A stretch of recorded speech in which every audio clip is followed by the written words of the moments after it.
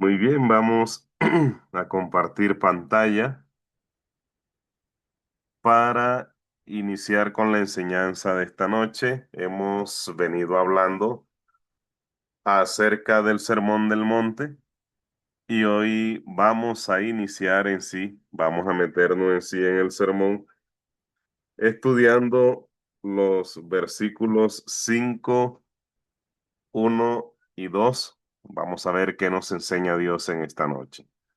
Dice, viendo la multitud, subió al monte y sentándose vinieron a él sus discípulos y abriendo su boca les enseñaba diciendo. Entonces, lo primero que vemos es que Jesús sube al monte. Eh, en algunos casos, bueno, veo que hay una multitud que lo seguía. Jesús era un hombre de multitudes. Cuando se conoció su fama durante el ministerio, había mucha gente que cuando sabía que estaba en determinado lugar, allá iba. Y en algunos casos buscaba descansar. Hay una escena donde él sabe que Juan ya había muerto. Y Jesús y Juan, además de ser servidores de Dios, ambos eran primos. Ellos tenían cierto parentesco. Y por varias razones Jesús, en su condición de ser humano, quería vivir ese luto y decidió alejarse, porque él como ser humano también sentía dolor, al igual que sintió dolor cuando Lázaro ya tenía 4 días en una tumba y él lloró junto con sus hermanas. Entonces Jesús también era una persona que tenía sentimientos. El hecho de ser Dios no le impidió entristecerse. Y si usted lee las escrituras, usted también se va a dar cuenta que Dios se entristece, que Dios se enoja y el Espíritu Santo también se entristece. Por eso es que en Efesios, cuando usted lee el capítulo 4 versículo 30 que no lo traía para mis apuntes esta noche, sin embargo, hablando de este tema, me acaba de venir a la mente este versículo y por algo es, porque la mente del ser humano es frágil. Sin embargo, yo me estoy acordando de ese texto ahora. Dice, no contristéis al Espíritu Santo, con el cual fuisteis sellado para el día de la redención. Entonces, nos damos cuenta que el Espíritu Santo también se entristece. Entonces, en esa escena, volviendo a lo que estoy mencionando, en esa escena, Jesús se aleja, sin embargo, la multitud llega a buscarlo y él los atiende porque él sentía un sentimiento especial por las personas. En otras aparte dice que los veía dispersos como ovejas que no tenían pastor. Entonces Jesús regularmente fue un hombre de multitudes, sin embargo, si lo que le pasa a Jesús nos pasa a nosotros en estos tiempos, nos enorgullecemos y perdemos la humildad. Porque hoy en día los actores, los artistas, el boom del momento que son las redes sociales, nos encanta que la multitud nos siga, le dé me gusta a lo que publicamos, nos comenten. Sin embargo, Jesús siempre estaba confiando en el Padre Celestial y siempre buscaba lugares solitarios para orar, para tener esa comunicación con Dios. Y eso nos debe llevar a ser más humildes, a entender que lo que somos y lo que hacemos no es por nuestra propia cuenta, sino que es por la sabiduría que viene directamente de Dios. Entonces, el texto comienza diciendo que Jesús sube a un monte alto y muchos eventos en las escrituras nos muestran que Jesús, muchas escenas de Jesús haciendo algo importante en un monte alto. Vamos, por ejemplo, a Mateo 14:29 y vamos a ver allí también una escena. Vamos a ver varios textos relacionados con esto. 14:27, perdón. 14:27 dice, pero enseguida Jesús les habló diciendo, un momentito, Mateo, regálenme un pequeño momento, por favor.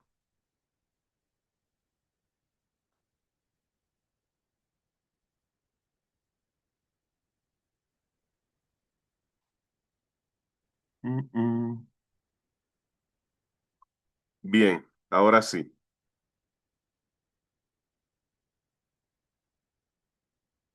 Mateo 14:23 tenía una cita extraviada. Nos dice la palabra de Dios aquí. Despedida la multitud, subió al monte a orar aparte, y cuando llegó la noche, estaba allí solo. Entonces, nos damos cuenta, esto era lo que les estaba mencionando hace un rato, está relacionado con el monte, él sube a un monte alto y sube a orar. ¿Por qué? Porque él buscaba tiempo para tener eh, un encuentro a solas con Dios, para poder de pronto comunicarse con Él, tal vez manifestarle sus inquietudes acerca de su ministerio, acerca de todo lo que ocurría en su vida. Y nos enseñó, a pesar de ser Dios, con esto nos enseñó que a pesar de ser Dios, de ser hecho de la misma naturaleza de Dios, tal vez Jesús en la tierra no tenía necesidad de estar comunicándose con el Padre porque es que Él era igual al Padre. Sin embargo, cuando estaba en la tierra, Él debía enfrentar todas las situaciones como ser humano, no como Dios, y eso incluía la dependencia de Dios. Yo miro en las escrituras y no hay en este mundo ningún ser humano que haya pasado por esta tierra que tenga mayor ocupación que Jesús. Jesús casi no tenía tiempo para eh, dedicarlo, como dicen por ahí, al ocio, a la diversión, a un domingo de playa. Jesús no tenía tiempo para eso. Sin embargo, a pesar de estar tan ocupado, él siempre buscaba la oportunidad para tener comunicación con Dios. Para nosotros hoy, cualquier excusa es válida para no tener comunicación con Dios. Y como seres humanos, siempre vemos, siempre nos damos cuenta que la gloria de Dios está sobre nosotros, que Dios siempre se comunica con nosotros, que Dios busca la manera de ayudarnos, que muchas veces no abrimos la boca para pedirle y sin embargo nos da cosas que nosotros no hemos pedido. En otros casos, nosotros le pedimos y allí inmediatamente está lo que hemos pedido, lo vemos al instante. En otros casos tenemos que esperar, pero siempre vemos la mano de Dios manifestada y sin embargo mantenemos o buscamos la manera de que esa comunicación se corte. Es decir, no estamos tan ocupados como Jesús, no tenemos la agenda tan apretada como Jesús. Sin embargo, a pesar de que siempre hay el tiempo, nosotros buscamos la manera de que no haya comunicación. En el caso de Jesús ocurría lo contrario. A pesar de sus múltiples ocupaciones, él buscaba esa oportunidad. Ahora vamos a Mateo, allí mismo en Mateo 15,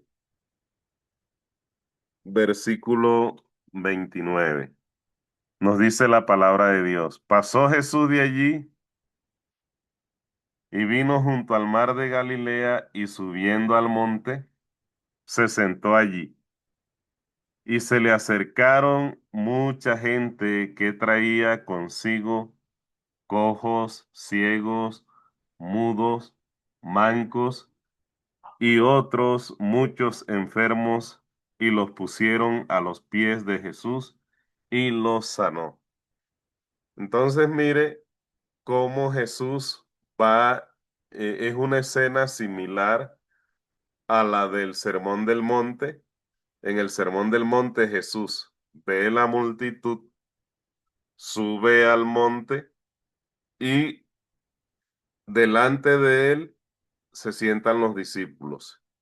Y detrás de los discípulos, la multitud y Jesús abre su boca para enseñar.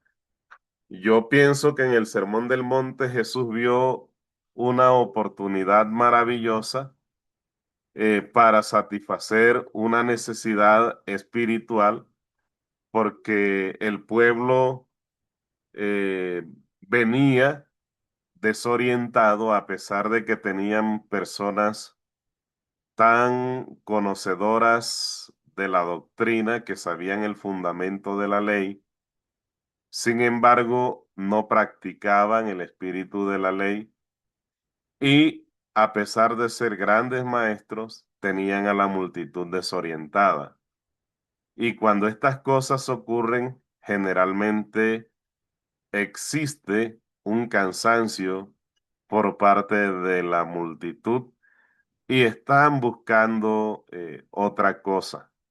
Están buscando oír algo distinto, oír algo que no sea, que no venga de personas que dicen y no hacen, que cuidan su imagen, pero no cuidan su integridad, porque es distinto cuidar la imagen a cuidar la integridad.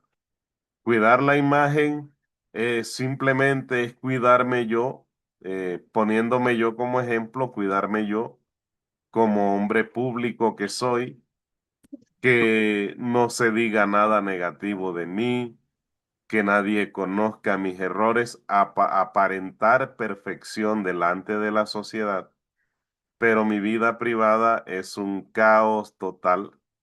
Mi vida privada no está agradando a Dios. La persona que cuida su integridad procura dejarse guiar por Dios en todas las áreas de su vida y no le da temor reconocer sus debilidades delante de Dios en oración para que sea Dios trabajando esas debilidades y permitiendo que esas debilidades sean fortalecidas. Entonces, los judíos, especialmente los maestros de la ley, cuidaban su integridad, cuidaban su imagen, perdón, no cuidaban su integridad. Y la gente estaba cansada de esto y llegó a donde estaba Jesús porque habían escuchado de alguien que enseñaba algo diferente. Por eso es que ser maestro conlleva consigo una gran responsabilidad. Y no solamente ser maestro, ser un anciano de la iglesia, ser un diácono, porque antes de yo ser un maestro en la iglesia, sería bueno que mi familia respondiera si yo soy un maestro para ellos. Antes de ser un pastor en la iglesia, sería bueno que mi familia pudiera testificar que yo soy un pastor para ellos, que antes de evitar que los miembros de la iglesia tomen caminos equivocados, sería bueno pensar que mi familia evaluara mi trabajo y se dieran cuenta si yo estoy evitando que ellos tomen el camino equivocado o por el contrario, si con mis palabras, con mis actitudes, con mis pensamientos, estoy empujando a mi familia al camino equivocado. Entonces, he aquí la responsabilidad del que enseña. Y Jesús aprovechó la oportunidad en el Sermón del Monte para enseñar el espíritu de la ley y en, en este caso, en este evento, para sanar a muchas personas que venían con alguna enfermedad, venían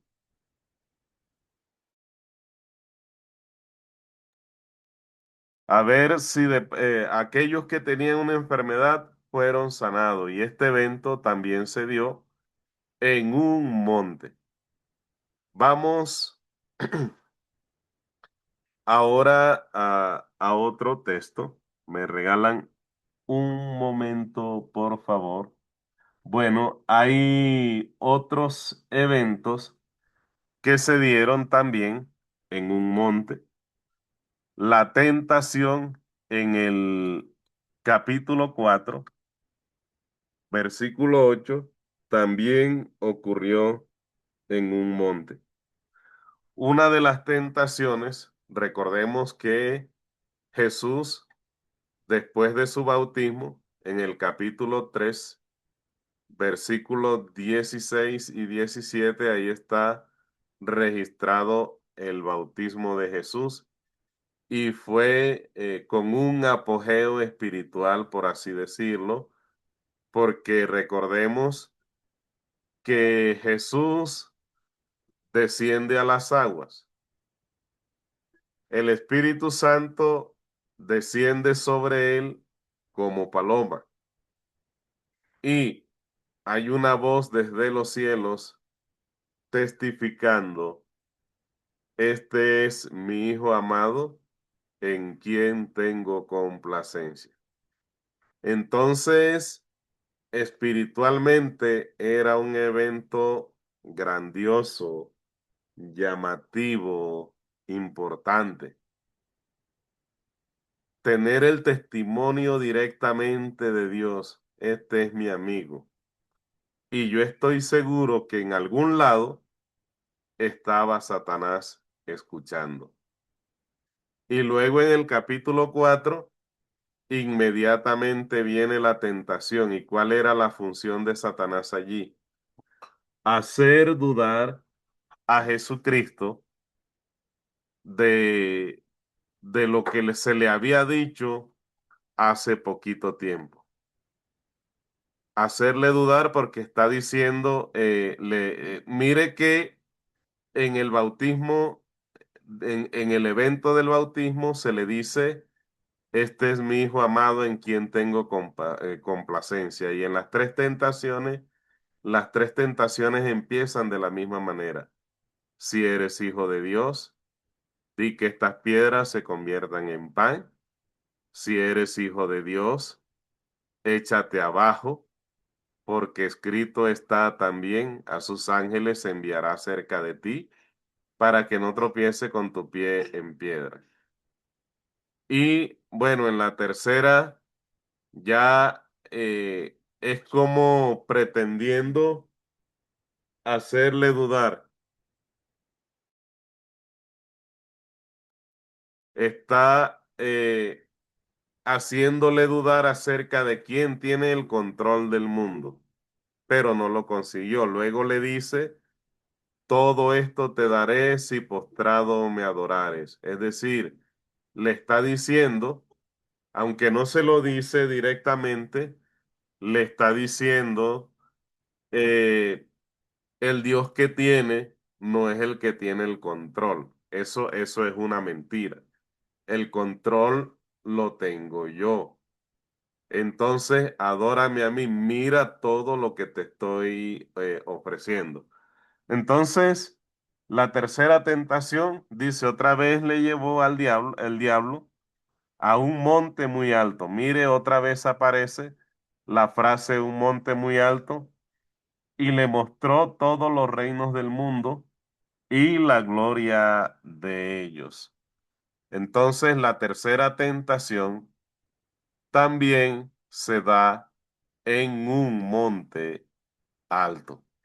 Vamos a otro texto, Mateo 17:1.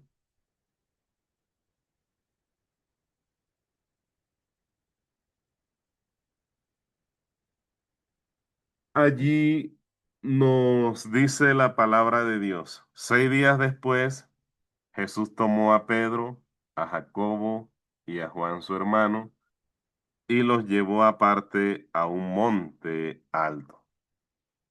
Aquí la idea es, o el propósito, y también ocurre en un monte muy alto, era mostrarse Jesús como realmente es. Porque allí, cuando Jesús vino a la tierra en forma de ser humano, no es que él era así. Él en la eternidad, allá donde está, a la diestra del Padre, él allá no tiene forma humana. Él tomó la forma de ser humano para enfrentar como ser humano todos los desafíos, las tentaciones, las pruebas, todo lo que nosotros enfrentamos en nuestro diario vivir. Pero él no podía hacerlo como Dios, sino como ser humano. Pero en la transfiguración, él se mostró como verdaderamente es. Y dice que fue a un monte muy alto y vemos allí, si usted le invito a que lea los tres textos donde se encuentra esta escena. Está aquí en Mateo 17 del 1 en adelante. Está en Marcos 9, aquí lo están viendo en pantalla, 9 del 2 al 13. Y está también en Lucas 9 del 28 al 36. Y si usted ordena los eventos como verdaderamente ocurrieron, porque cada pasaje le regala un dato diferente, lo primero que vemos es que Jesús sube al monte, se pone a orar con sus discípulos y mientras están orando, Jesús se transforma. En los textos aportan la idea de que su rostro resplandece como el sol, sus vestiduras se hacen blancas como la luz y también dice que les aparecen Moisés y Elías hablando con él y que finalmente Pedro habla. Pedro no se sabe, eh, el estado de Pedro es un estado bastante confuso porque dice que los discípulos no podían con el sueño, sus ojos estaban cargados de sueño mientras estaban allí con él y luego dice que a raíz de esto Pedro no sabía lo que decía, dice uno de los textos. Y por eso dice, Señor, hagamos aquí tres enramadas, una para ti, otra para Moisés, otra para Elías. Y nos damos cuenta en este texto que Pedro tenía a Jesús elevado a la misma condición de los otros dos. O sea, para él Jesús era igual a Moisés, era igual a Elías. Y sí, ahí hay tres épocas importantes en la historia bíblica de la humanidad, tres épocas importantes que marcaron la historia. Tenemos la presencia de Moisés, un hombre escogido por Dios para rescatar al pueblo de la esclavitud en Egipto y para ser conducidos por el desierto hasta la tierra prometida, porque Moisés no alcanzó a entrar. Y tenemos a Elías, un profeta importante, que ya ustedes, algunos, si no todos, deben conocer la historia de Moisés, de Elías, perdón. Elías oró a Dios para que no lloviera y dice la Biblia que no llovió durante 3 años y 6 meses. Y después, para que volviera a llover, Elías tuvo que volver a orar. Imagínese usted tener usted esta comunicación con Dios, donde usted le hable y Dios inmediatamente le conceda.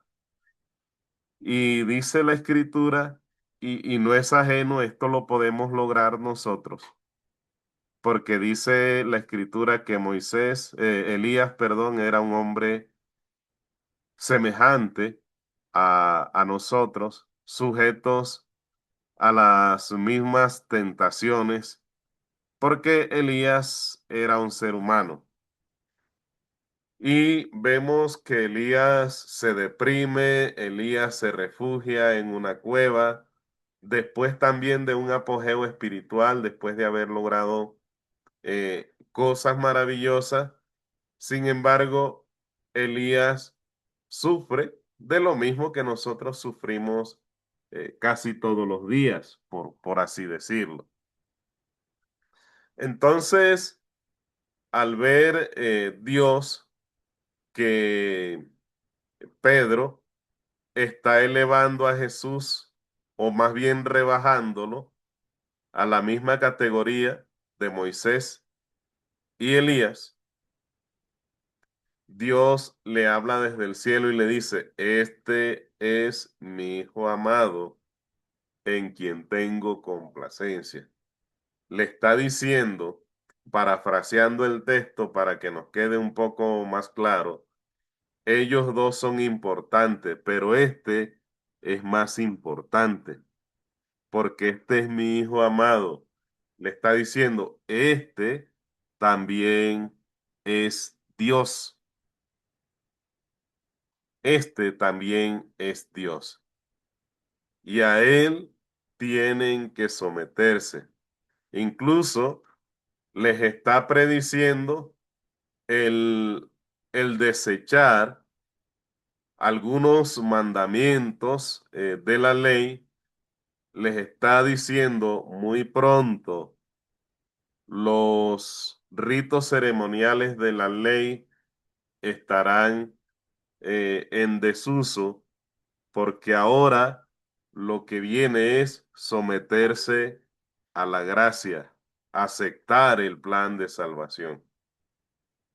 Entonces está mostrándole a Pedro y a nosotros hoy en día que somos beneficiarios de estas enseñanzas maravillosas, nos está diciendo que Jesús tiene superioridad sobre ellos, que ellos ocuparon un lugar importante en la historia, pero que Jesús es nuestro Señor, nuestro Salvador.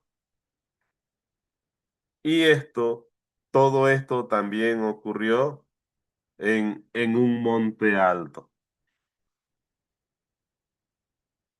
Vamos ahora a Mateo capítulo 28,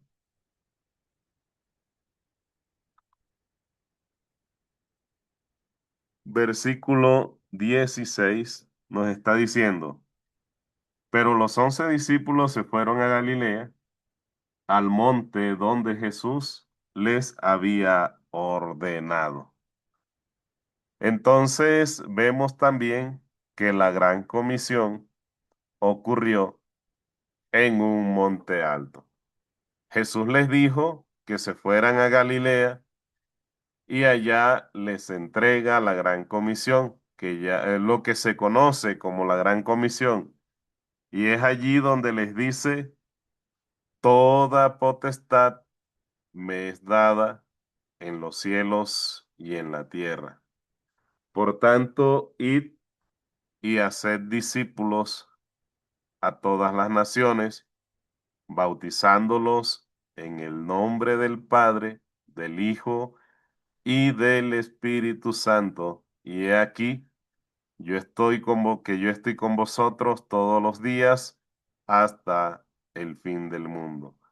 Es ahí en Galilea donde Jesús asciende a los cielos y eh, además de ascender y los discípulos lo miran y es allí donde se quedan en Jerusalén orando, teniendo comunicación con Dios, no solamente los apóstoles, sino también el resto de discípulos, y es allí donde más adelante ocurre el evento maravilloso en Pentecostés. También hay un detalle importante en las cosas que hemos aprendido hasta este momento, y es que los grandes eventos en la vida del ser humano, los eventos que verdaderamente valen la pena, están precedidos de una oración. Es decir, es importante que una persona ore antes cuando se está preparando para un evento importante. Y vemos que la transfiguración fue precedida de una oración. Y vemos lo de Pentecostés que hemos mencionado hasta este momento, también está precedido de una oración. Y muchos eventos en la Biblia requirieron, que no han sido mencionados aquí, requirieron de una oración. Por ejemplo, la liberación de Pedro. Antes de que Pedro fuera liberado de la forma sobrenatural que fue liberado, Pedro, en la iglesia estaba orando por Pedro. Eventos en la vida de los profetas, si usted lee el Antiguo Testamento, esos eventos también fueron precedidos de una oración. Ahora, pero hemos visto varios eventos que ocurrieron en un monte. El Sermón del Monte, que casualmente menciona esta palabra, ocurrió en un monte.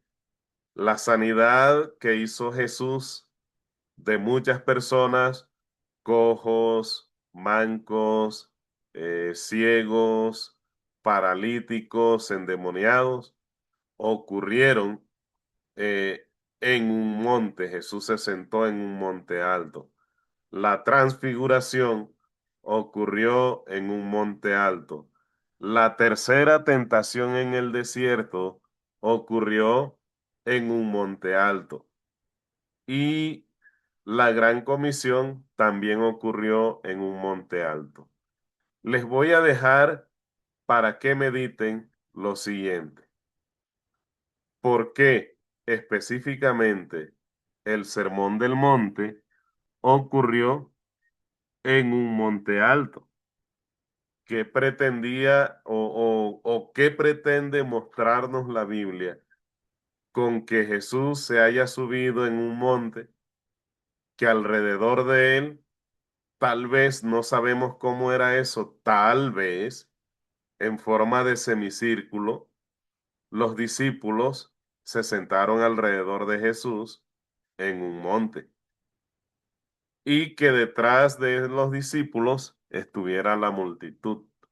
¿Qué nos quiere transmitir ese mensaje? Les invito a que mediten en esto y de pronto si alguno me quiere dar la respuesta en la próxima clase, pues listo, es válido. Vamos a comenzar con los que están aquí. Ojalá vengan todos a la próxima clase, pero vamos a empezar si alguno quiere compartir qué pudo encontrar con esto, con que el Sermón del Monte haya ocurrido, Mateo 5, 1 y 2 haya comenzado con Jesús sentándose en un monte. Es todo, mis amados hermanos, por el momento, y espero que esto sea de gran bendición para todos nosotros.